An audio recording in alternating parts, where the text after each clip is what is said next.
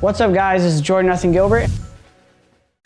Okay, this is another episode of Talk to Thorin, and my guest for this one is going to be SirScoots, veteran of the esports industry. See, I have to be very vague on these things. You filled so many roles over the years, Scoots. So, is that good or bad? I don't know.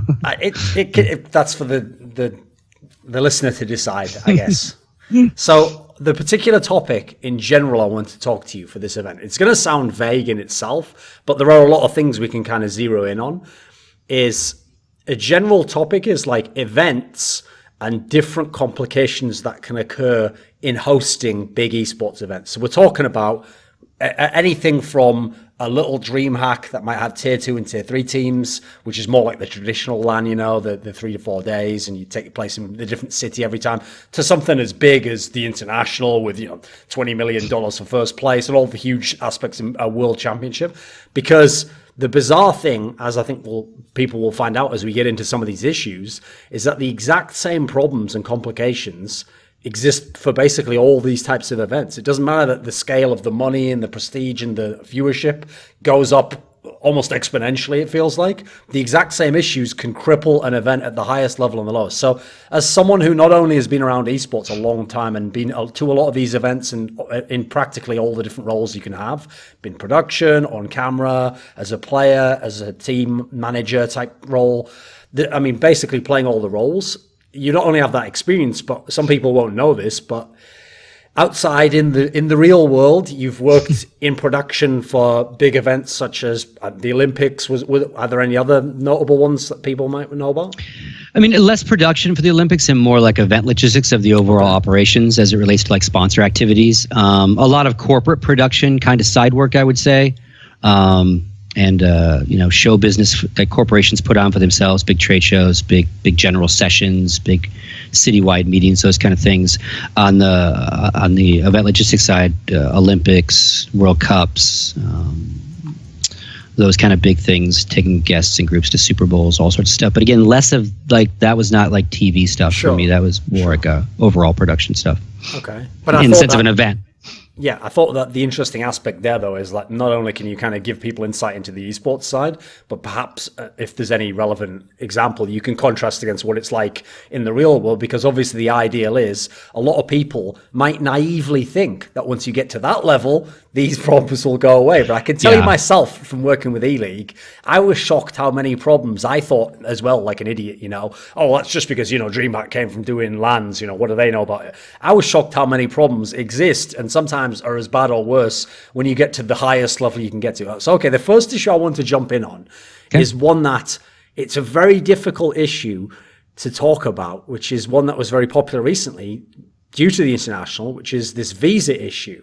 Admiral Bulldog, actually champion of TI, and TI3 I think it was, with Alliance, was going to attend the international as, an analyst, some sort of desk talent. And he had a visa from his playing days, I think it was a B1 visa, which technically as a player he would be allowed to attend the event on. And he naively, thanks in part to perhaps a lack of communication or people just assuming he would look into this stuff, thought that he could go to the US, get through the immigration line, and then when you arrive at the guy and the guy says, what are you doing here? Actually say, I'm here to work at this event and I have this work visa. Which the simple way to put it before we get into the details is, if you don't actually have the right visa, that probably already has fucked you already. Like if you ever say business or work and you don't have the visa, like the US especially, there's no real sort of like mulligan on that of like, oops, I meant to say, I'm here for pleasure, because you've kind of gone too far down the road. That means you better have all the paperwork. So I have to say, most stories I've ever heard of there being big problems tended to be along those lines, like a young person or a person from actually typically, a European country who doesn't know the rules for America, naively thinks to themselves, well, I'm sort of working, and says something along those lines, That tends to be most of the horror stories I've heard. But the reason why I say it's a very tough topic to talk about is because it's almost a topic where, because I don't feel as though it's a solution, I'm almost even scared to bring this topic up and make too much noise about it, because isn't the real issue with this whole thing, Scoots, that the advice that I would give to someone like him, if I was telling him how to go about getting into this event fine, in a way, I would be sort of telling him to be a little bit sneaky in what he'd have to actually say to just get through with no problems, right? Isn't almost everyone working all of these events? Like, isn't the kindest way to say it, it's kind of a gray area, right, as to how these people are getting in to work these big events? Yeah, and of course, let me caveat the entire conversation by I'm not an immigration lawyer. I'm not a lawyer of any type. I am a couple years removed from operating a pro level team where I had to worry about our players having visas or not having visas. So, you know, I don't think much of the laws have changed in the sense of like our country. But yeah, obviously the Bulldog thing is the latest hot topic. And it creates this interesting question, right? Because you know the debate then's being the visa system hasn't caught up with esports. You know, we're too new of a thing. They don't get us. That argument made perfect sense when you were trying to compare an esport athlete to a professional athlete in professional sports that comes over for a boxing match or whatever and gets a visa for that, which is the visa he now has, right? And everyone trumpeted the arrival of player visas, right? The proper designation that they are athletes. They are coming to compete for prize money in this country or that country, right? But that's like only one slice of the people that are coming to work an event, and actually probably in some regards a smaller slice, depending on where the event is or, you know, what country's holding it and what countries are coming. So the Bulldog issue is a person who is hired to be on-air talent, broadcast talent for an event, for a show, whether on TV or on the internet or in a building, paid to do that, right? There's visas for that. And he was under the wrong one. Now, that has nothing to do with esports, right? You could be a guy hired to do the hot dog fucking world championship for ESPN and you're the best commentator in Japan. And if you tell them the wrong thing, you say, I'm working for ESPN and in Connecticut, we're doing the hot dog thing. And they go, you're working, you're on a tourist visa. Guy's gone, right? So that's not like Bulldog's problem, unfortunately, is not esports related now. And what we don't know, and maybe we'll never know, is what really was told to who behind the scenes. Did Bulldog say, did someone ask him or tell him, hey, remember, event in the States, you need a visa of this type. And I don't know if that would be PGL telling the people they hire. Like, I don't know who did the hiring, who did the talking. I don't know any of that between PGL, Valve, et cetera, right? Or maybe there's a travel agent involved. I don't know. So did they ask talent, you know, this is what you need. Do you have it? Did Bulldog read it, misread it, misunderstand it, think that the visa he's on is that visa? Pure mistake, gets on a plane thinking he has the right visa. Nothing malicious about it, but then obviously says the dreaded word, I'm working there. Well, you're on a playing visa. You're supposed to compete there. Or was he trying to be sneaky? Were they trying to be sneaky? Didn't say a word to him. Like, I don't know the details of any of that, right? And I don't know if we ever will. I know that when I've worked in the corporate world and I've been hired to go do a gig for a company that is in a different country, they often will tell you, oh, by the way, we're going to China, so we'll send you a letter that says you're working for us. We'll send you your hotel information. We'll send you your flight itinerary. Those are the three pieces plus your paperwork you need to apply for a visa to go to China. And here's the visa you need to apply for. Like when I went to work for Coca-Cola for like 40 days in China, you're not rolling into China and saying you're visiting and going to work for Coca-Cola. Like that's how they're legit. So they get you a visa, right? And they paid all the fees and all that, but it still takes months of paperwork, right? So maybe Bulldog just misunderstood the scope of his visa, right? Playing versus talking about playing, ex-player talking, like who knows, right? Or PGL, Valve didn't say anything to him, I don't know. So to me, that's not an esport related thing. That's just my country is really hard to come work in, right?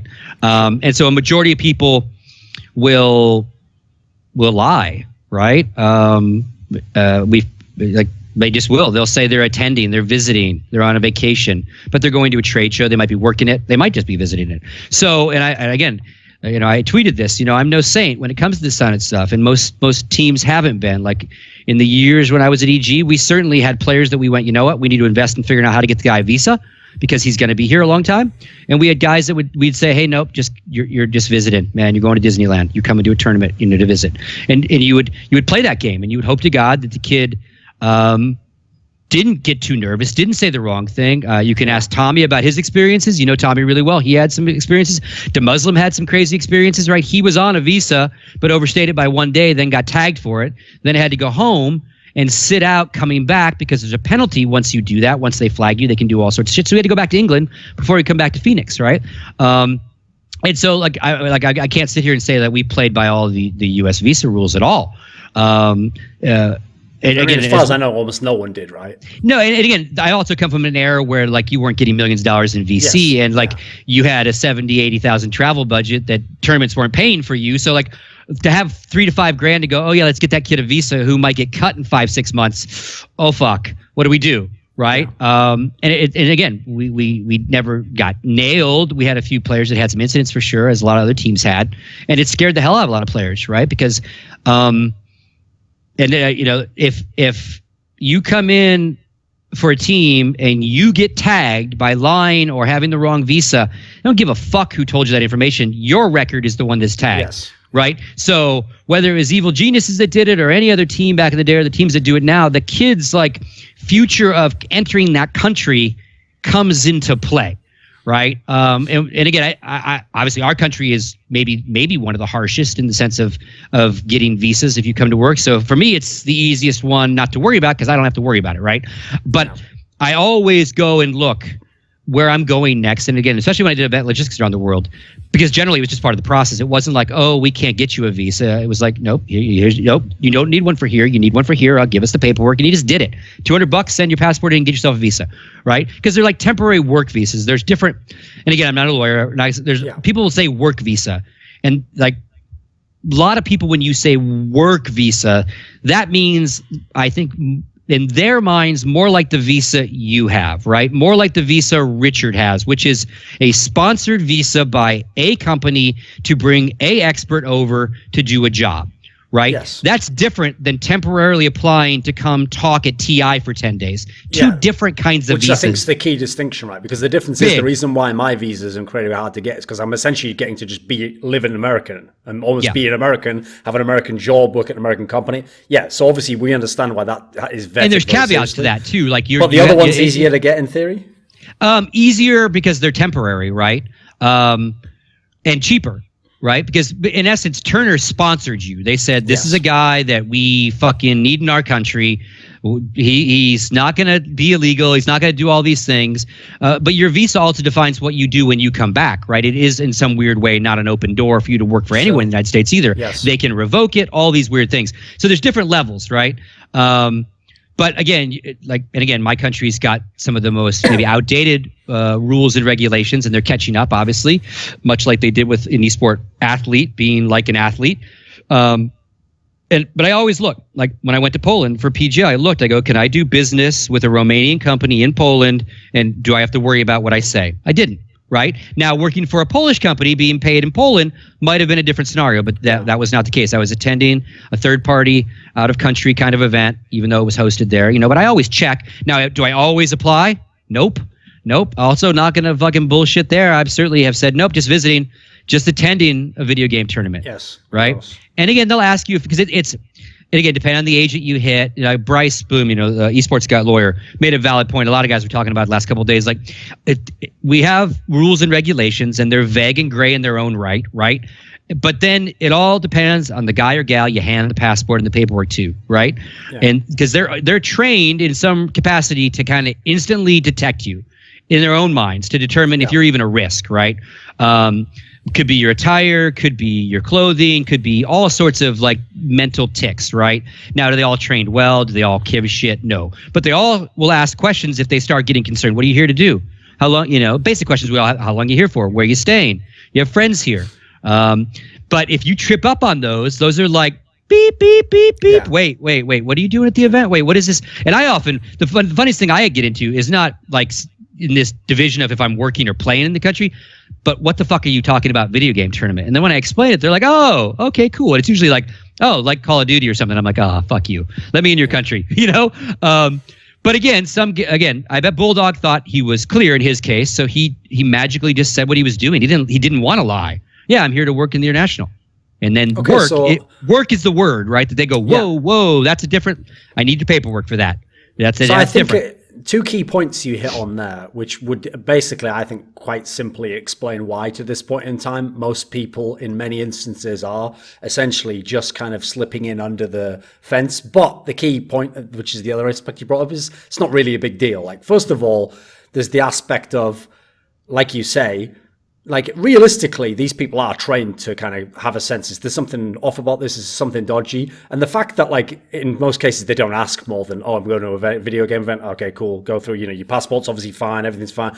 In a way, there obviously isn't really an issue, and there never has been an issue that would make people clamp down on this. So in its own weird way, it can exist as a gray area like that. Mm-hmm. And then there's also the aspect of, it's even if it's not the same as getting the visa I got to go and work for E-League, obviously in the past, especially when there was so little money in it, if it's any extra time or cost or effort, it's going to make it less likely that people are going to do it. I mean, there's even a world I could see where it'd be very cutthroat and people would think, maybe we should just get more people from the US if we're doing an event in the US, if this is going to be a problem. So my question would just be this. A lot of people who are hearing about this who are newer fans or have just got into the esports industry, when they hear about the amount of money you can win and, how much an event costs to put on an event now, they might, I don't know if this is naive, say, everyone from now on, every event ever, doesn't matter if it's a little DreamHack in Colorado or if it's the international, every event should have 100% full work visas for everyone, temporary, whatever it might be with the situation. Is that realistic, do you think, at this point in esports? Have we hit that point now? I don't know if we've hit that point, I don't know if every other little minor real sport, if you will, regulates it either, right? Yeah. Does every single snowboarder that comes into every single tournament have all the paperwork? Again, I don't know. Obviously, in team type sports, in organized one league situations, they all end up being some sort of employee of either the league or the team, so it's much easier to garnish that whole oh, here's the professional tennis players of the world. There's where they need visas, right? They still have to go through the process, but so I don't know. Does every player? Because then you get a tier 2 team that comes over to, like I said, a DreamHack in North America. Yes, exactly, yeah. Are they really going to invest in those temporary visas? I don't know. Should they? I guess by the letter of the law, yes, you are coming to this country or whatever country to do this, and if the law says this. But I don't know if we're there. We still have big organizations that are debating if their players are employees or contractors due to the core business model they have, and in some states they're starting to crack down on that. So there's all of these regulation type issues that, as the industry grows up, I think that we will start defining. Obviously, LCS cracked down on visas, right? The last couple of years, Valve does their work to make sure all these players are playing legally, right? Which makes me wonder again about the Bulldog situation. Was it just a miscommunication on the kind of visa the guy had, or what that? Maybe they went, oh fuck, Bulldog's covered, he's got one, and they just fucking didn't worry. But in reality, his visa is like not having a visa for what he wanted to do. It sucks, right? I can only imagine what that day was like sitting. That's like the worst fucking airport hell movie that you've ever seen, right? Where they're fucking sweating you. Anyway, so I don't think it'll change. It should change on the big stuff, right? When people are getting paid you're an on-air talent person. You now make a great yearly wage. Sure. If every so often to do a gig that gets you $3,000-$5,000, you have to spend $200 to get the proper visa for the country because it's an expense for you to make the rest of that money, or maybe the tournament organizer helps you or not. I think those steps for being legal for all the organizations that can afford it should absolutely be taken care of. Because again, it's not just this country, although we are the hardest one, perhaps. But again, kids get flagged into any of these countries, you can kind of screw up them going to those countries forever, right? Yeah. So I certainly think as we can start affording it and teams have millions in VC, they all starting to have lawyers on board. And again, I think they all are starting to do this because you also don't want to get tagged for breaking these laws, right? Because a player can come once or twice on that. Oh yeah, I'm visiting. Because basically it works. You can come in the States for 90 days, right? On a tourist visit, but then you got to leave, right? So players would come in for 50 days. Go to or somewhere else. Like Tommy did this for a long time, and just by the nature of Tommy traveling with EG around the world, he would reset his tourist visa every time he came back. I'm taking a couple years off from school. I'm just hanging out with my friends in Texas, right? But after a while, that record, that history shows up in your paperwork on that computer. When you pull up off the plane, they go, "What are you doing here?" "Oh, I'm just visiting." He goes, "Wow, It's like your 9th visit in, 14 months. This is weird. This is a pattern. Then his mind starts ticking, right? Yeah. Maybe this kid isn't just a tourist. What is he doing? So I think again, where we need to grow up, we are slowly starting to grow up with regulation, but I definitely think that, especially now, because I mentioned the fact that teams used to have a big budget for travel. And a lot of that, and again, I know Counter-Strike more than anything else, so I can't speak to all the other esports and how tournaments help or don't help the teams and players travel. But in Counter-Strike, pretty much a huge chunk of the big tournaments, and certainly all the big tournaments, travel is funded by the organization that is throwing the event. They buy the plane tickets, they put the hotel rooms up, they do the shuttles, they pick up at the airport. So the team organization themselves does not have that burden anymore.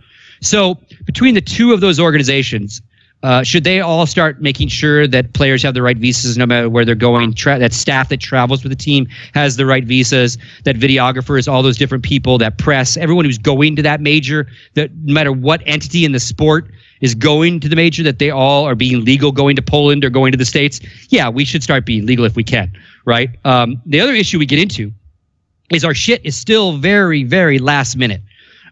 Yes. And that is the opposite of what you want when you need to go get visas, right? Whether it's my country or China or anywhere else, because that shit can take fucking forever. It can take in-person interviews, right? There have been some events this year that were huge esports events that asked me to work the event 3 weeks out. Yeah. So in a world where, luckily some of them were in Europe, so fair enough. I can do that. But put it this way, if that had been a scenario where I have to really get that literal visa, might not even be possible logistically.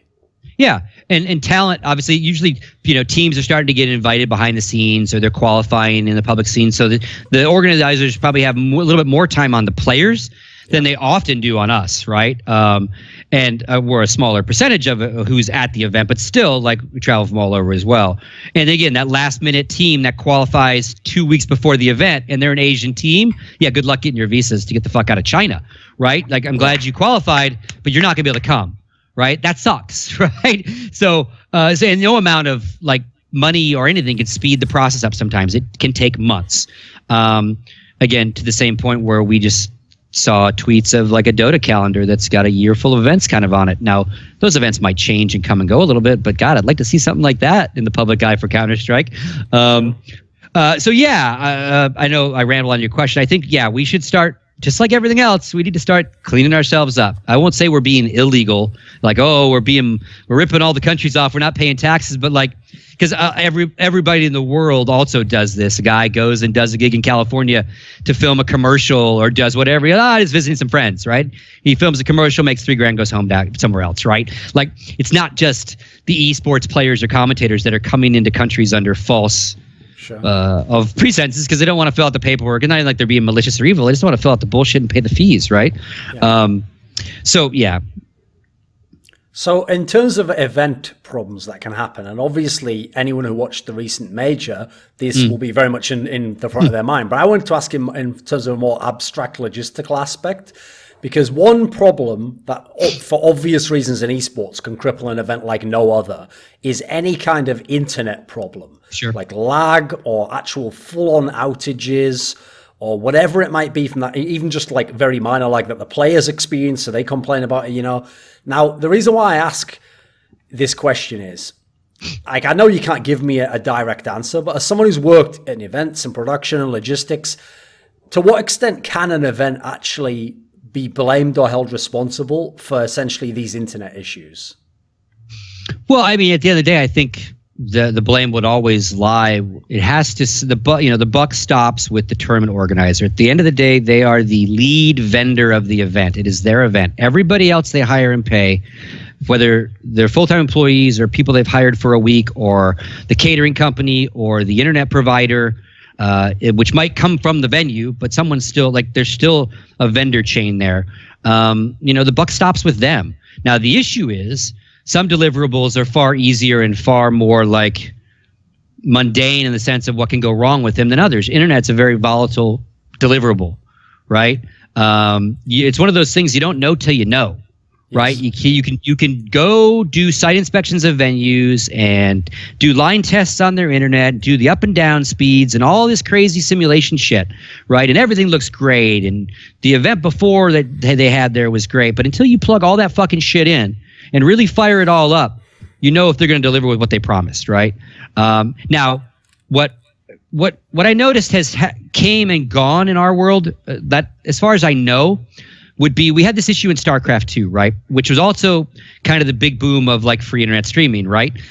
This transition we all went through in esports where, like the platform was just there now for us, right? JTV and all the other ones. So, MLG got burned a few times with shitty venue internet. And when I say venue internet, when you rent a venue, sometimes you're obligated to have to use vendors within it. That could be a caterer, that could be a lighting company, a sound company, the security company, and it absolutely could be the internet provider, right? You can roll into a venue and it's a Pepsi venue, so you can't sell Coca-Cola. Or it's a Red Bull venue and you can't bring in Monster. Like all sorts of rules are venue specific all around the world, right? So you rent a venue and you're stuck with ABC internet provider. Nothing you can do about it. And if they tell you, oh yeah, we can give you super 20 billion gigawatts of dedicated blah, blah, blah, blah, blah. And again, you run your tests, but then all of a sudden you plug in, 500 machines on the system and turn all the switches and shit starts blowing up because that venue's never been tested that way before. But it still ultimately, unfortunately, lies with the guy whose event it is, or gals, right? But it's one of those really, really Wild West variables in our world because A, it is so goddamn key.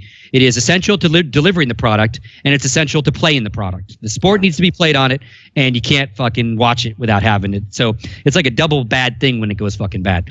So I think at the end of the day, it is their fault. But what I was saying, what's missing is, if you remember, MLG had a few bad fucking days of events where a hurricane went through one of the events, Raleigh or whatever, and they lost their internet. And so no streams, no BattleNet, all those things. They started rolling in satellite trucks, right? Take out a good chunk of where the internet needs to connect, right? How is it in the building? Like, where's the problem? Is it in the building? Or is it from the building outside? If you separate your broadcast internet from your play internet, does that help? So they started bringing satellite trucks in. Now, not so much to play the game, but to make sure the broadcast was uninterrupted and separate. So less bandwidth being used for the game in the venue, and less being the sharing two different pipes. Not sharing pipes, I should say. But I don't see that so much anymore. Those kind of redundancies we don't see. Now, again, you can get the exact same pipe dropped from the exact same, to the exact same pipe from the ISP. But if somewhere along the way their ISP is fucked up, their ISP is fucked up. If it's fucked up 2 miles down the road, like, what are you going to do? Like, another weird thing that happened years ago, IPL event, Atlantic City. Everything's going great. All of a sudden, the internet goes out in the whole part of fucking Atlantic City. Why? Because a guy crashed his truck into the telephone pole that had the big old fucking internet hub on it, right? Or whatever you call that thing. And until the pole got repaired and they plugged everything back in, there was like no fixing that easily. Now again, how do you fucking go, well, okay, how do we contingent for a guy swerving and hitting a telephone pole 2 miles away from our venue, right? Well, a satellite truck sitting there being really expensive doing nothing is a backup for that. But again, even that many years ago, that kind of backup wasn't being spent so much. MLG spent it, but I don't know if we see that much anymore in the sense of all those kind of backups. But again, quick answer to your question, I'm sorry, like as an event guy for like ever, if it's your gig, like it's your gig, you can blame the venue, but who picked the venue? You did. Right. And so like who picked the bus company when the buses didn't show? Like it's all on you. Right. Even though shit is out of your control, weather comes in on an outside event and ruins your event. Obviously, it doesn't happen in esports, but you know what I mean? But again, like you picked the dates of the weekend. Did you know it was hurricane season in Cancun when you decided to have your big party down there? Yeah. Good call. Right. So, unfortunately, it's people's fault.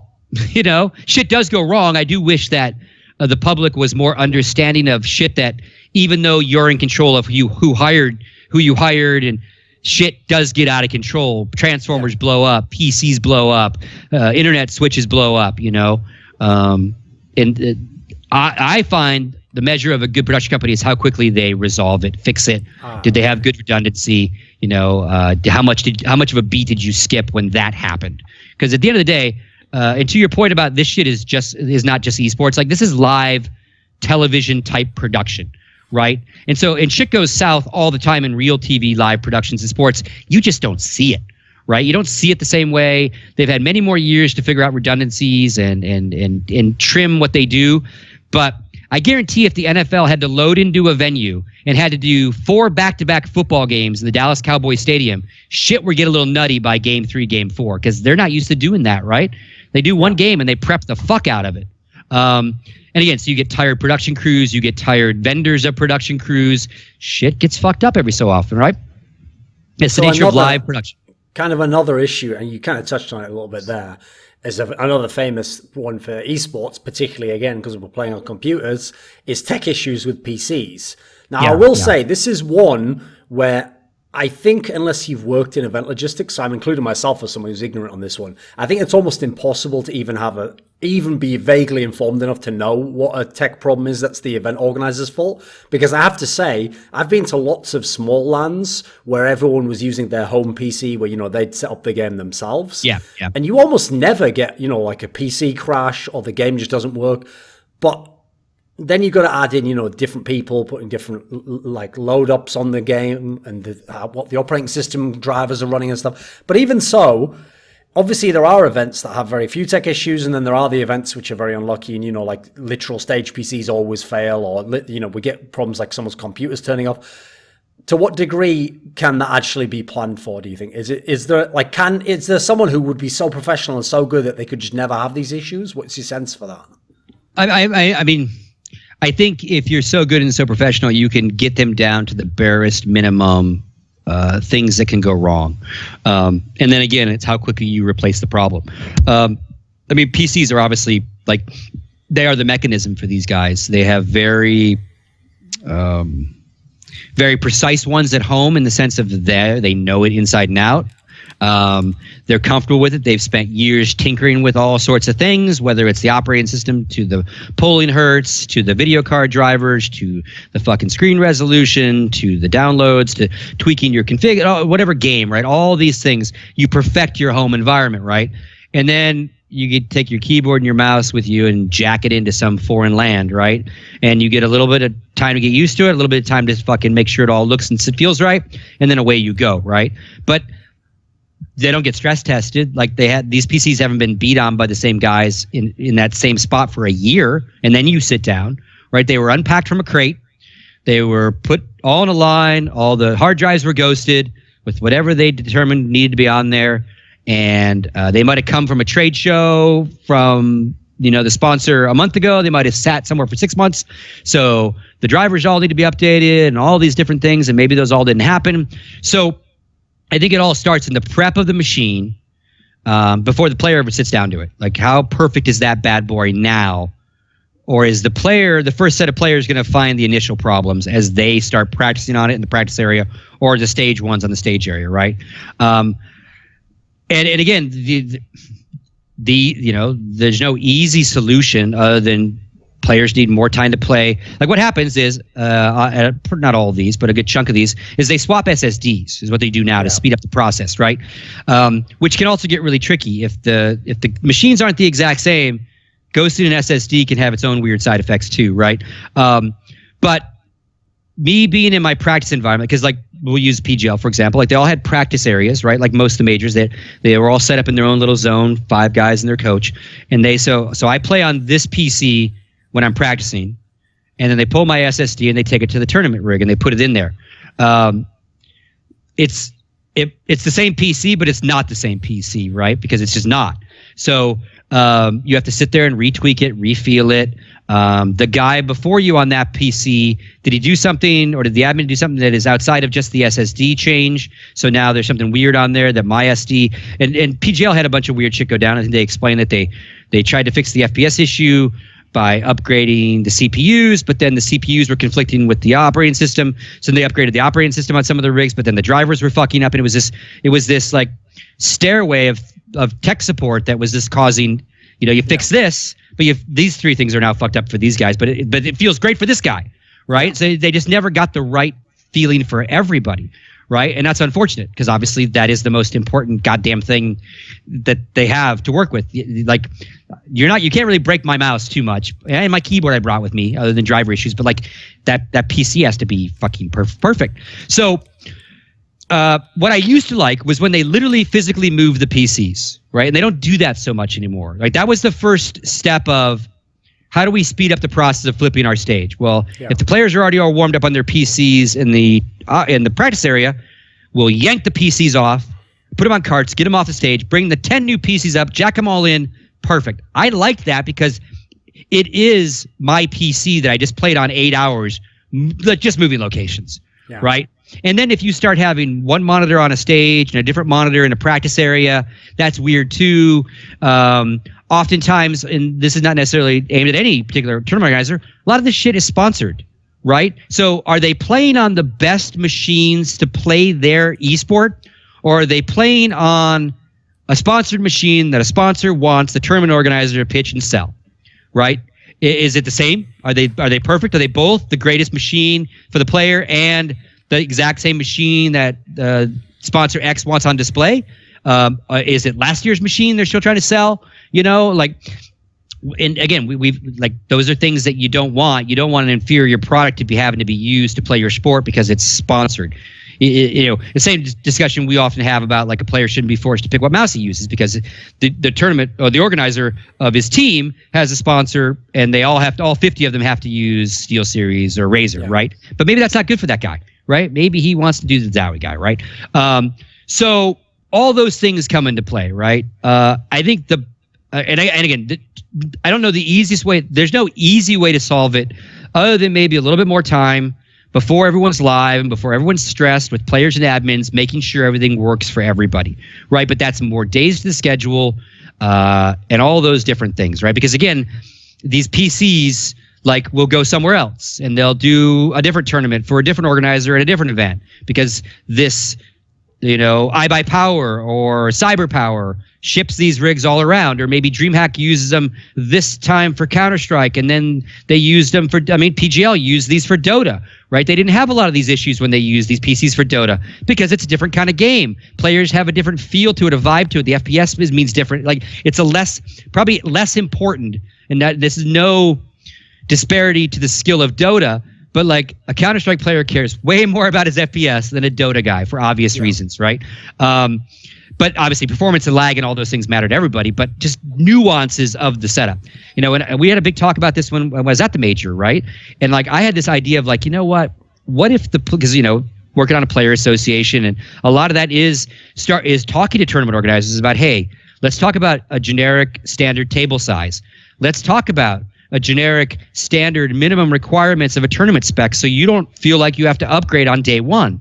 Let's make sure that going in that it has to be an i7, it has to be this, it has to be that. So and then it's a player associated approved rig or whatever, right? Yeah. And then my next idea was, what if we just got a bunch of money, and what if for the tier 1 tournaments the computers were literally the same? And they were provided by either Valve or the Player Association. And they went from event to event to event, but that's all they fucking did. They didn't go to some trade show. They didn't go do Rocket League or what. I don't know. I'm just throwing names out there. But you know what I mean? They would be the footballs that traveled for, you know what I mean? It's a weird analogy. I think you understand what I'm saying. Like take control of the gear, right? We already control the gear that are individual. What if we took control? And would that maybe not make it easier on the tournament organizer because they're not scrambling to get 50 machines. Like, oh yeah, the major will ship you the 50 machines, right? You need 65 this year. Okay. And again, I am just brainstorming because the idea would be then every player knows when he goes to this event or that event or this other event, I'm on the exact same Falcon badass dingly bobbly rig, right? It is the sport has a defined rig for the year or whatever it is, and they all upgrade together. They all get patched together. They all get locked away so no one can add cheats on them. I don't know. Because again, like we're seeing a lot of these issues on day one, and we've always seen them, right? And I think they've always been there. I think what we also notice is now with the advent of social media being far more prevalent in the last 5 years than it was in the 10 years before that in esports, the same things we would see players post on forums on GotFrag and Half-Life TV after a match, they now tweet fucking PCs, goddamn FPS, right? And now it's instant, right? But they would still vent that, but they would vent that at the event, and they would vent that on, on forum posts, if you will, right? And in interviews. So, like, I think the angst was always there, and some of these issues were always there, and especially on day one when they're all starting to use the rigs for the first time. But like, we're in the tech business. So, you can sit at home and go, these players are spoiled. They don't need 300 FPS. They don't need 200 FPS. I got an i7. I played this.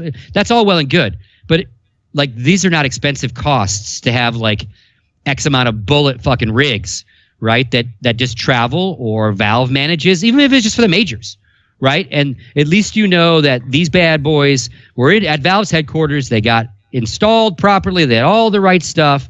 And every hardware manufacturer would be probably just foaming at the mouth to be the video card provider of the official PCs, of the international, of the, all those kind of allocates, right? You wouldn't have to pay for these PCs at all. And again, now, is that something the players really should control? No, not really. But it affects them the most, right? They're the ones that need to sit down there and play on them. Anyway, I took a tangent there for you on you, Duncan. Sorry. Right. But again, it's definitely something that I think really needs to be looked at, is how to standardize at least what they get every time, right? Whether they're individually provided or not. So again, like, these issues just go away. You still can't you can't change a video card blowing up, a computer magically overheating, because again, it happens at home. Ship blue screens at home, sure, yeah. Right? And ship blue screens on a PC you haven't done anything to it a year at home, and you're like, what the fuck just happened? So imagine you've got guys jacking peripherals in and out all day. Like, computers are fucking wacky sometimes, right? I mean, I remember MLG took a stance at one point where they wouldn't let PS2 adapted peripherals be used anymore at their tournaments, and we lost our minds. We're like, what the fuck are you talking about? Like I'm a SteelSeries guy. We all use the V2s. We have to have the fucking adapter, right? Like that's how it works. Nope, can't use them anymore. And I asked Lee Chen, I'm like, and we used to be coworkers, right? At GotFrag, I'm like, why? What's the deal with the rule? And he's like, dude, they're not hot swappable. So people would be plugging their shit in and out like you normally would. Yeah. And you had odds of you frying part of the motherboard happened, right? Because those type of connections are not hot swappable. But every admin wasn't turning the PC off every time and unplugging shit and replugging it back in. So they were going through PCs like nobody's business. And they literally just grabbed the PC, put a new one down, and it took them like 2 events to figure out why they were magically just starting to fuck up, right? And some nerd figured out and went to the forums of figuring out nerd shit and went, oh, shit, we are causing this, But so again, all sorts of weird shit can happen, right? They get traveled around, they bounce around. No easy answer, because again, like, our playing field is inside a PC, right?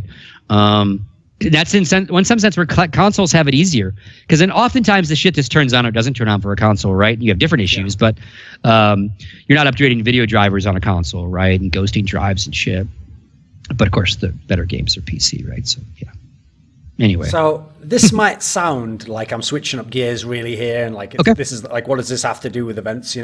Because this is the next problem is one that outwardly there's no problem. People see talent appear on screen. They're at a desk or they're commentating, and they hear the talent talk, and they think to themselves. I have to say, this is the premise that I think is the issue here. They just think to themselves, "Oh, this talent, I don't know if he eats or sleeps or whatever. In fact, I never even think about that. He just appears on my TV, talks, and I actually judge him as though this was the best day of his life. And he was giving me his absolute 10 out of 10, 100% performance, and I can judge everything he says as though this was his best attempt at an answer, right? And that's just naivety of how, how television works and how production works, etc. But I can understand why the person at home thinks that way, because they don't know what it's like to work at the event and what time the call time is, and then what type of break you had. Because remember, some of them might only be tuning in for that one match. They weren't watching the whole day, so they don't know if you were on all day or if you did the first games and had a break or whatever. So the basic problem I'm getting to now is another topical one. It's where people who, whether they be the host or the desk analyst, like commentators themselves have fixed this in their own way. They've actually evolved past this. But the rest of us plebs on the desk have these days which can be almost indeterminately long.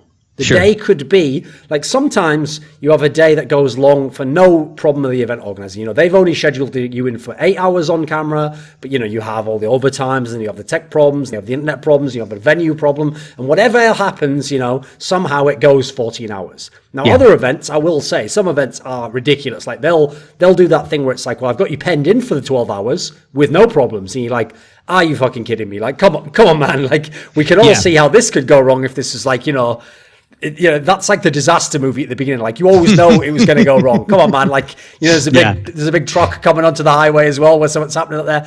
So the big question, 8 best of ones. Oh, exactly. Fuck me. Yeah. So the big question on this one is this. Essentially, the problem is certain people in broadcast roles, again, something you do yourself, have very long days. Sure. And the basic premise, I would say, is the reason why you didn't hear a lot of complaining about this in the past, except jokingly, is because remember, events only used to be 2 or 3 days long. So I can tell you personally, yes, you used to get absolutely wrecked in terms of sleep and the amount of effort after 2 or 3 days. But because it was only 2 or 3 days, you can get through almost anything in that amount of time.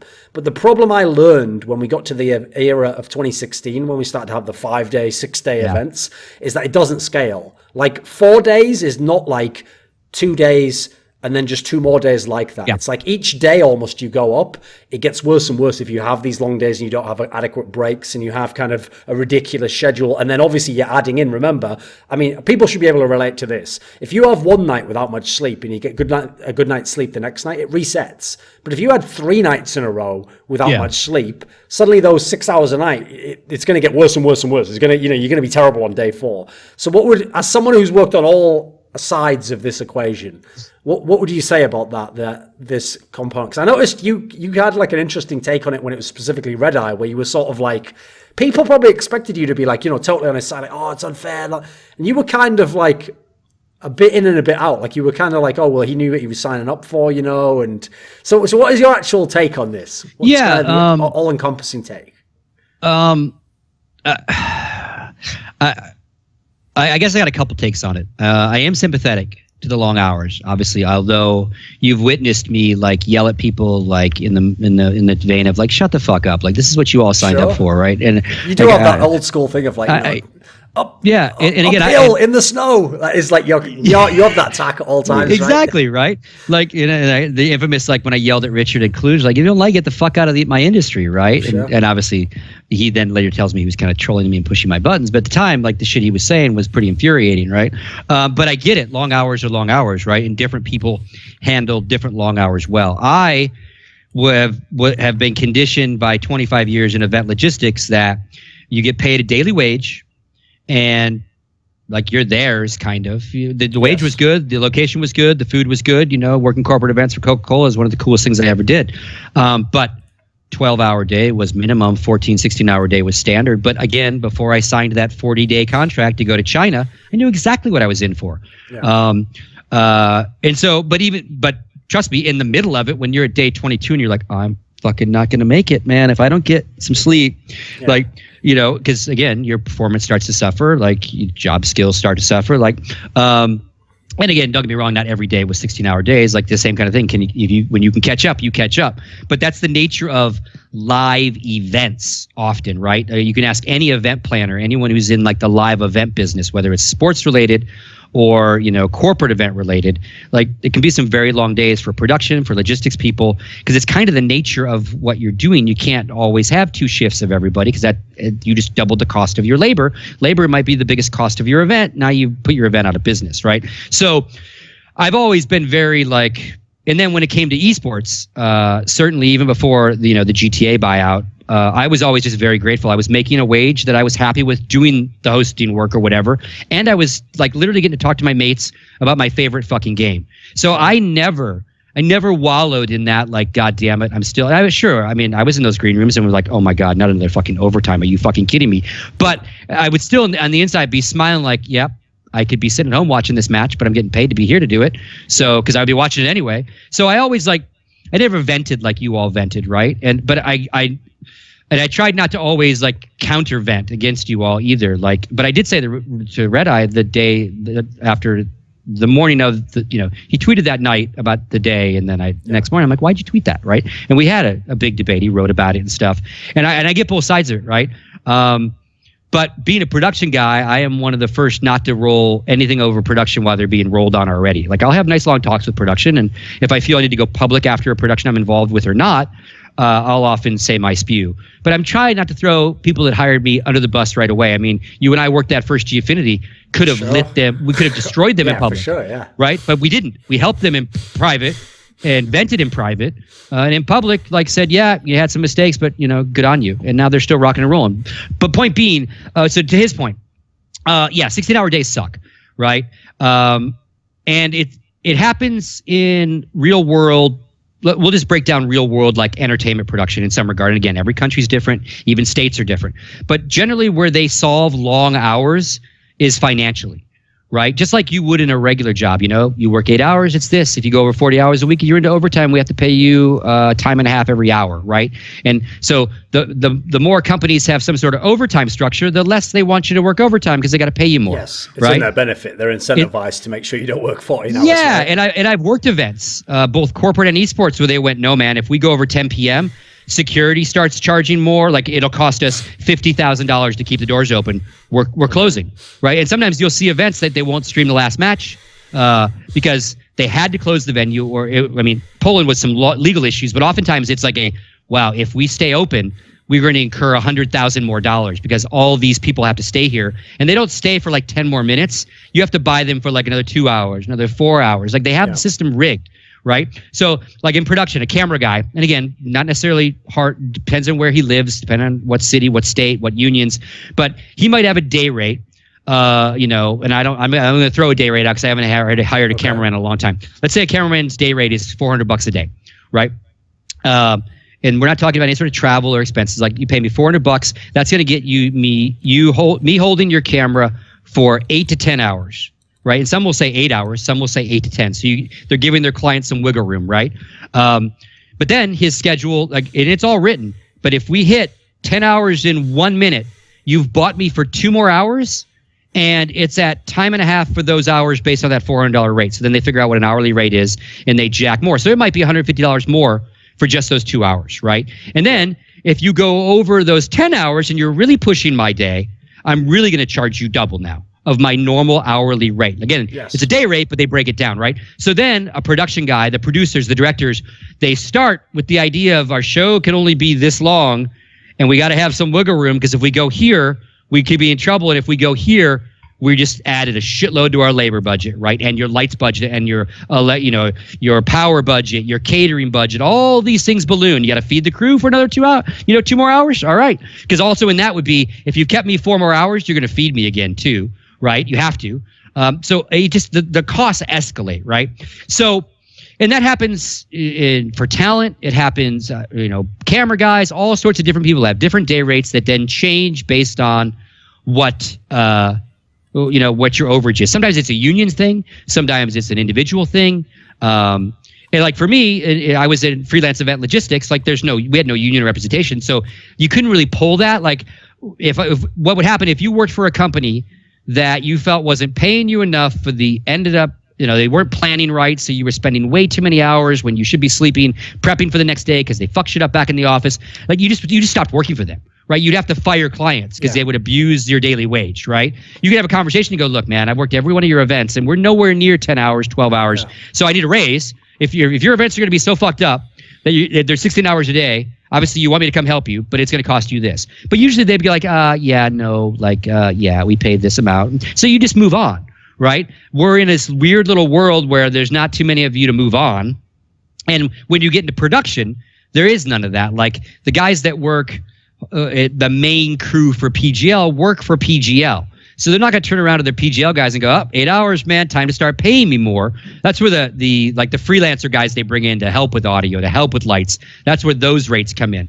But so you've got people behind the scenes, much like us in front of the scenes, that are getting paid a wage, but they don't work by that hourly thing. Like Vlad, the director, all those characters that work for PGL and all the core people of ESL, the core people of MLG, they also burn those exact same stupid hours, and they actually burn more. Right. And it's not to say that Paul's argument's not valid, but I always caveat with, if whatever day you think you had, add probably 1 to 2 hours on either end depending on what that guy does for production, and that was his day. And he's making less money than you. And again, that's not to say he should make more or not. And talent is talent, and on air is on air, and representing the brand and all those things different. But there should be a sympathy there that everyone is in the same shitty boat. And I think it was Vlad from PGL who posted in that thread, like, if everyone, if we had to do 8-hour days or we had to pay 2 crews to do 16-hour days, no one could afford to do this. And he's absolutely right. Like, the labor would be astronomically stupid. It's not like they're making lots of money right now on the actual events, right? So how do you fix it, right? I mean, Paul's idea of 2 hosts is a cheap alternative in the sense of a multi-million-dollar event. One more guy in a hotel room and all those things to split a shift, especially if guys like Paul are willing to take a cut, and the guy who's coming in is willing to take a cut because he's not running a full desk. Those ideas work. Like you said, the casters figured it out because they've got it figured out that they bring enough pairs, and the pairs rotate, so they get their breaks. They're all good. Casters no longer have a problem because the same casters aren't doing 5-6 matches in a row anymore, right? But when they were fucking just as pissed, right? Because they're the ones that are talking for 45 minutes at a time, right? So I think part of it is you kind of have to suck it up, and you maybe find other ways to get better taken care of, right? If we can't solve the 8 best of ones in a day, because obviously the easiest way to do it is spread it out, or to your point, change back to a different format, less days that are concentrated, or more days that are shorter and more sustainable. Yes. Because again, if you think Paul was tired by day 5, that production crew was literally walking zombies, right? Yeah. Now, who's more important? The guy that chats and says some plithy fucking shit once in a while. No offense to Paul. Like, hi, welcome to the show. Hey, really interesting tidbit here. Really neat fact here. Moses, give me a cool tidbit. Yanko, break it down for me. Like, in the scheme of the event, that is very important to stay focused and tight. But the 100 other guys in the building that aren't sleeping that can fuck up everything else, way more important to the success of an event, right? And again, not love the PGL guys, but they also came into that event tired because they had done all the qualifiers. They had done Dota. Like, they were a very ready for sleep crew when I rolled in before we even went live, right? They were just they're also a different crew. PGL is not some big, huge beast. Like, you've worked for these guys, right? They're not a huge beast like ESL or even MLG or probably even Gfinity these days or DreamHacks, right? They are a small Romanian crew, husband and wife owned business, not millions of dollars of VC, all these things, right? So they're also maybe this hungry little guy that bit off more than he could chew. If I said that to Sylvia, he probably would say, you're probably right. Or that the months leading up to our major probably didn't help our performance at the major, right? Just like Red Eye needs to sleep, the director needs to sleep, the sound guy needs to sleep, all those things.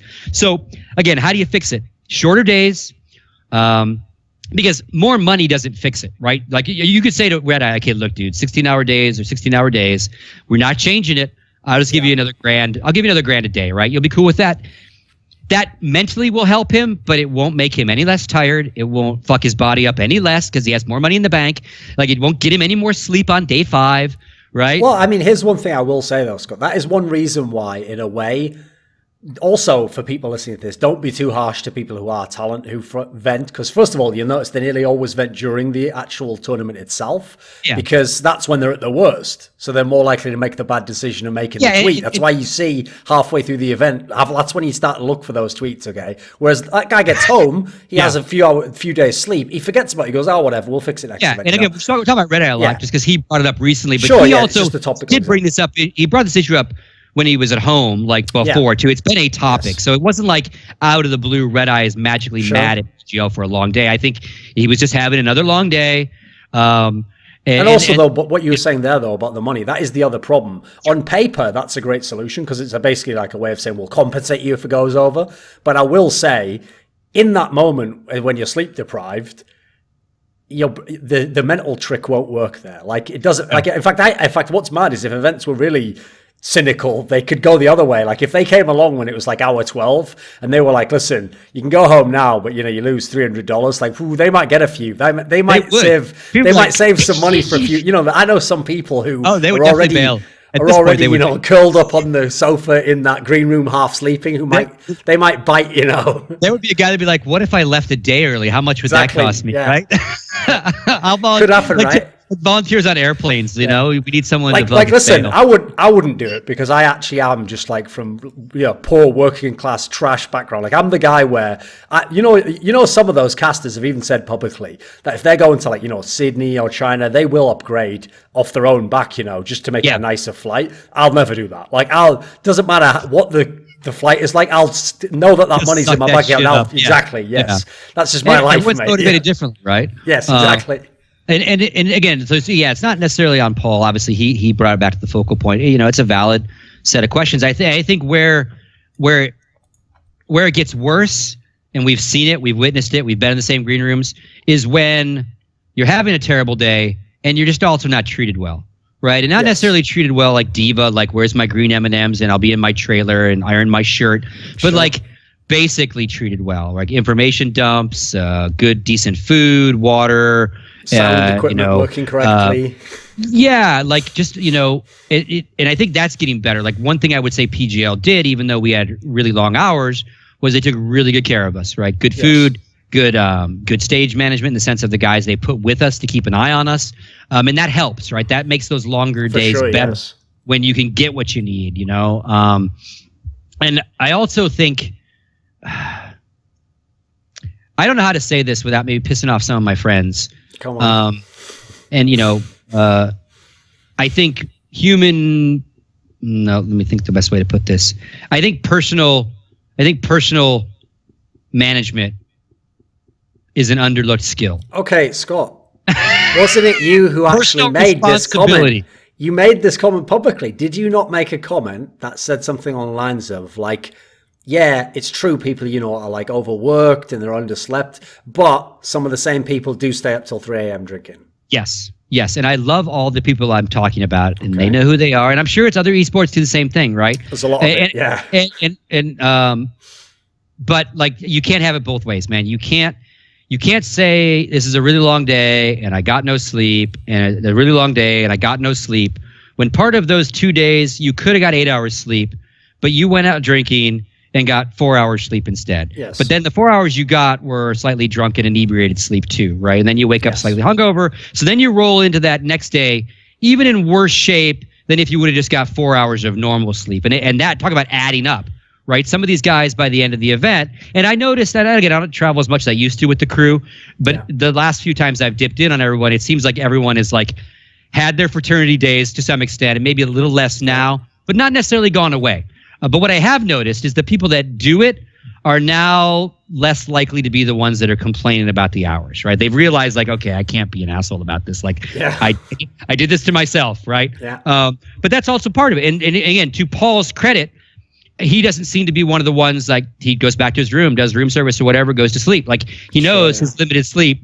And as you get older, those hours are even more important. I the first couple events I did with all you guys, I fucking remember walking out of shit with Richard and the sun was coming up and I'm like, what the fuck am I doing? This is idiotic of me, right? I would never do this for Coca-Cola. I would never fucking have a day I just had and then get ready to have 2 hours of sleep and do it again. What the fuck? But he's one of those laying in bed oh God, I need 2 hours of sleep. I made my bed. I got to lie in it, right? We've all done that, right? But eventually you just stop doing that, right? And if you keep doing it, personal responsibility of why you're not getting sleep. You're not eating well. You're not drinking water. You're not taking the breaks when you can have them. All those things. And again, and that's a matter of growing up on the road in that sense and figuring out what your body can do and can't do and how you can still bring your professional game. If you can get away with phoning it in and your fan base doesn't know, good on you. Yes. But at the end of the day, bad on you, right? Both sides. And again, I don't know, I just know the Counter-Strike guys. I don't know if the Dota guys rage and fucking lose their shit every night. And again, I just that first year or so of us all traveling, it was a good time. There's no doubt about it. I felt like I was in college again with a bunch of young good stories. Not so many great sleeps. Yeah, exactly. Not too many great sleeps. The easy answer is a slightly easier schedule, a longer longer tournaments or less teams? Because then you start talking about how you fix it. Do we have 8 teams at a major so you can spread it way out? Because obviously we also want best of 3s. We want all this shit. I mean, the easiest way, solving Paul's problem is easy because you only need 2 hosts, right? Yeah. And like a prime example, I could have dipped in for him. He offered, it never happened. But like my job allowed that. I was just doing some interviews here and there. But how do you take care of the 16-hour day for production, right? And there's you can't double that crew, right? So that day has to get lessened, or it doesn't, and they just drink the Kool-Aid, right, and deal with it, right? But where it gets expensive is the guys inside the venue that aren't drinking your PGL Kool-Aid or your ESL Kool-Aid because they don't work for you. That's a vendor you hired. We'll just fucking charge you, and then your events just get really expensive, right? When they don't need to be, maybe. But it's not an easy one. What I'm happy with is at least I think commentators are at a nice paid scale wage. Like, again, Paul would be the first to say, you would be the first to say, did a lot of this for free and still got shit on and had long hours. Then he got a little bit of money, got a little better tariff. Now we got green rooms in the sense of a place to hang out. We got a nice daily wage. But we still have these like work issues. How do we solve them, right? Growing pains, I guess, right? Sure. So, okay, here's kind of the last question for you. Along the line, it wraps up everything we've talked about in many ways.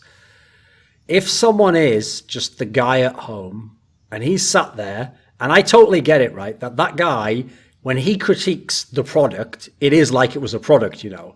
It's like his meal arrived in a Chinese restaurant, or he just opened up a can of a particular beverage, All he's going to react to is what his experience is. And so if his experience sucks in any way, he will complain, and to some extent, no matter what we can say here about extenuating circumstances and you can't plan, to some extent, he's right in some sense. Like, he hasn't got what he expected or what the best possible experience. So I get that. But, like, what would you say to people at home in terms of, like, complaining about events or holding events responsible or backlash? Because I know it's like you don't want to say one way or the other, right? Like, do it or don't do it. What would you say for that respect? Because you've been in that situation as well, where you're just the guy sat at home not working at events. And by the way, this just as a side topic, I've noticed that is our number one thing as esports veterans. If you're not at the event, but shit's going off, even though we should be the most sympathetic people ever, there's a lot of us are assholes. Like, a lot of us will bring up the point that no one else had noticed of, like, they're not doing a very good job of this. Like, that's just how it is. That's just who we are as a group of people. So what would you say, though, just to the general public on a lot of these issues, event problems, logistics, as people can see by breaking down very complicated topics, really? Yeah, I mean, I guess,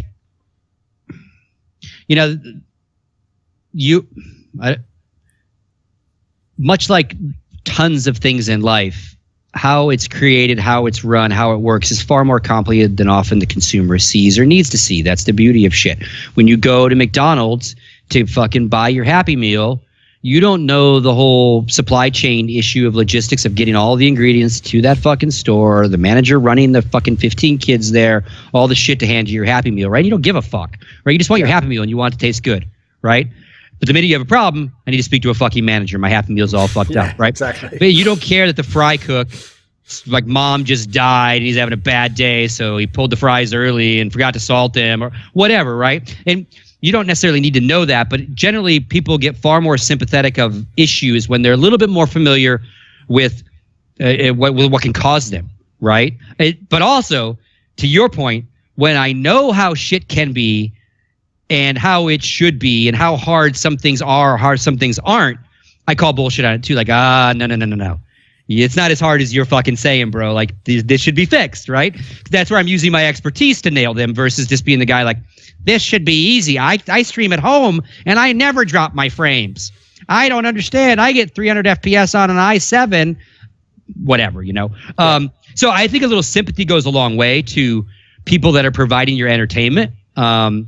I know we don't do that. Like, I don't turn on Game of Thrones or TV sports and see a gaff or see something I don't like and go, oh, well, yeah, there's like 100 guys in those trucks. They're working their ass off. It's probably really hot out there. I'm like, this is fucking bullshit. That graphic's wrong. Like, what the fuck, you idiots? Like, you just don't. Like, so it is that nature of us to be instantly critical.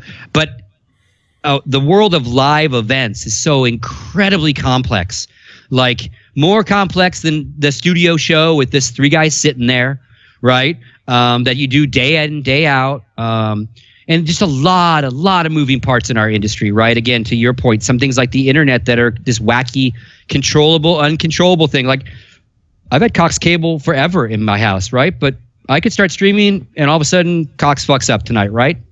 Oops, right? Yeah. So sympathy, constructive criticism, again, not always the first person that does that. I usually do my constructive in private and my this is fucking stupid in public, right? And just understanding or asking questions about it, like, hey, why would this go wrong? And sometimes, people will jump on Reddit threads and explain, like, hey, what you guys aren't understanding is this, this, and this. And someone will go, oh, fuck, you're right. That gets downvoted to shit. And the other ones get upvoted, you know what I mean?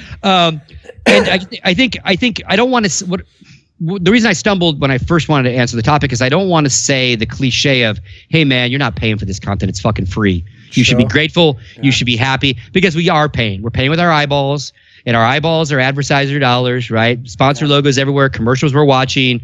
They track our time. They track how many hours we watched, and they use that in their fancy infographics to then get more money from sponsors and have broadcast deals. So we are paying with our time and our support.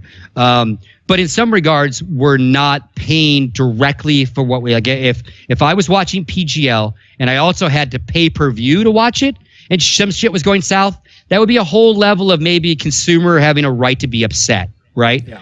But so I don't want to go down that road too much. But we are kind of in a glorious world where, much like you pay your cable subscription, you get all that entertainment for free. You pay your internet subscription, you get all this content for free, but you got to subject yourself to Coca-Cola ads, right? But at the end of the day, it's not like you went to a movie, paid $12 and fucking hated the movie, right? And the fucking projector fucking bulb blew up halfway through, and all those things. And I think it's going to get better. I think, again, as more money comes in, and especially as people start continuing to fill venues, and again, it turns more like the business of sports, I think you'll see a lot of the redundancies that we need in place, and maybe people will rethink this PC idea on how to actually, standardize that playing field. And yeah, I a little bit of sympathy and maybe a little less trolling and a little more sympathy during the event, because again, where it hurts me is I know how hard, and I'll just use PGL. I know how hard every single one of those guys was busting their ass to do the best major they could. And obviously they tripped a few times, right? They stubbed their toe. They had some great days. They had some bad days. I think it ended up awesome, right? By the time we got in the arena, I think it was fucking tits up, as you would say. But again, no, can't shellac all of the wrong that went down. But the sad part, and we all do it, we all fucking jump on Reddit and read. I jump on Reddit, see if people are talking about my interviews, good and bad, because I want some feedback. And if someone just trolls me and says this old fuck doesn't need to be interviewing people, I don't give a shit about that. But if someone says, the way he asked that question was weird, or man, I wish he would ask this, those are the kind of things I put back in my head, whether I'm hosting or interviewing. So every production person scours Reddit. Every talent scours Reddit. And, I know it's cliche to say, and I'm not a fucking delicate snowflake kind of guy. I think everyone knows that as well about me. But there's human beings that are putting if you cared so much about how long of a day Paul had, and you were genuinely bummed, upset, concerned, sympathizing with what he was going through, you need to sympathize with everybody else, right? And when you put comments on Reddit, and trolls are trolls, but these people read that, and these are the people that are also trying to figure out what motivates them to wake up tomorrow to do it again, right? And I'm not saying baby them and don't tell them you're upset with them, but there's ways to deliver your angst, right? And a Reddit page full of worst major ever, PGL sucks, never again, whatever they were getting, that you can only filter so much of that out, right? And even those of us with very thick skins, we hit a limit, and that shit affects people, right? ESL reads it when they're in the middle of an event that's going south, right? And that might motivate you a little bit, we'll prove them wrong. But more likely what happens is that guy is sitting at his fucking shitty little terminal, whatever he's in charge of, going, why the fuck am I doing this again? No one fucking seems to care, man. These fucking people don't even fucking have a common courtesy to respect what we're trying to do. And I'm on hour 22. This is fun. I'm going to get a nap of an hour tomorrow before. Like, you demotivate the people that you wanted to keep motivated, at least for a fucking week, right? So, and you do see, like, intermixed, you'll see spatterings of, like, either praise or defense of these same people. But at the end of the day, it ends up being incredibly negative, right? We get it as talent. Production certainly gets it. The problem is production gets it, right? So then everybody in production is fucking up, right? Well, the guy that makes graphics maybe hasn't made a fuck up in 10 days. Like, his graphics have been fucking perfect. But the guy that does the in-game camera, the out-of-game cameras keeps cutting out too soon or whatever. But PGL production sucks. So you got a guy that, like, is generally doing his best work that gets lumped in with other people, right? And again, no easy answer. Like, hey, everyone be nice to everyone. Kumbaya ain't gonna fucking work either. But a little more sympathy with how complicated it really is, right? And I think one of the funniest things I've seen the last couple times, we've had a couple players transition to talent roles, right? And they immediately after day one, every single one I've worked with, immediately after day one is like, oh my God, I had no fucking idea. Yep. No fucking idea how hard the talent worked in the sense of keeping a narrative, keeping focused, all those things, hot lights, bullshit, up and down, walk way down there to watch, all the different things. And then they walk back and see what production's doing and what they have to deal with there. And as a player, you kind of isolated. You go from your practice area to your stage. You deal with the stage manager guy. You deal with an admin or two. But you don't see what the world is creating where you're playing, right? And talent is like the first opening of that fucking door. I don't think Richard had any idea until he really started hosting events and having the guy in his ear versus me having the guy in my ear, right? And understanding the relationship. And then certainly once he moved to Turner, I think his eyes really fucking opened up. And now he fucking praises production, right? Yes. He fucking hugs the stage managers at the end of a show because he gets it, right? I don't expect everyone to get it. But again, the same sympathy you have for your favorite players and casters and everybody else should transcend to the other people who are trying to deliver you the same beautiful product, right? Yeah, they're the tournament organizers. The buck stops with them, and they should be blamed. They should be criticized, but they're not drones. They're not robots. ESL went through a fucking huge chunk of hate for a while. Some warranted in the sense of criticism, but the hate just became ESL hate after a while. They could do no right, and they've kind of turned that ship a little bit, which is great for them. But that's where it gets worse, right?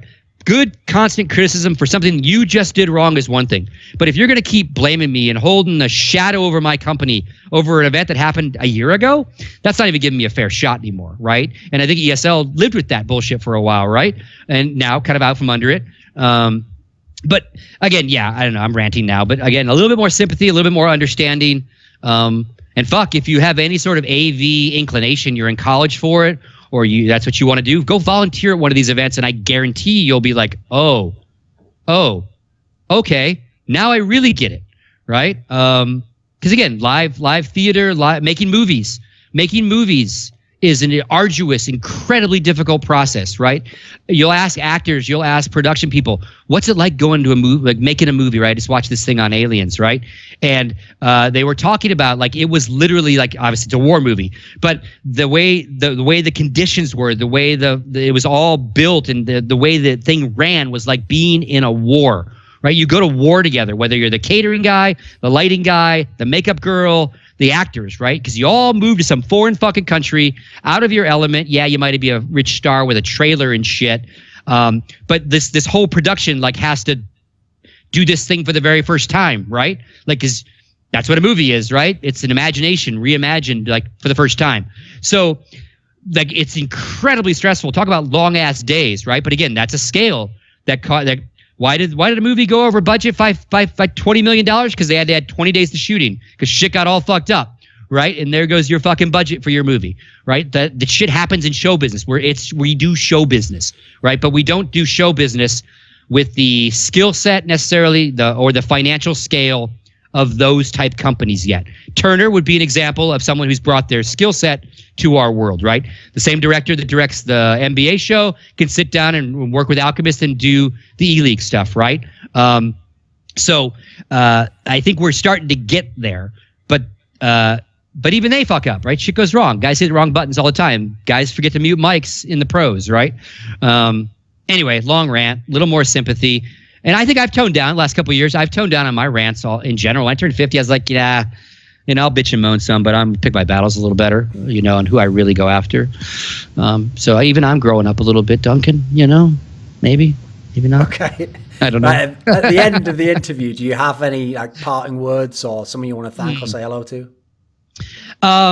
I mean, I guess thanks to all the fans that do watch. And again, even if you're incredibly critical and you're an asshole on Twitter to everybody that is involved in the production you don't like and on Reddit, at the end of the day, you're still watching, so you're still part of helping us grow. Your eyeballs still count. So thanks for that. I'm in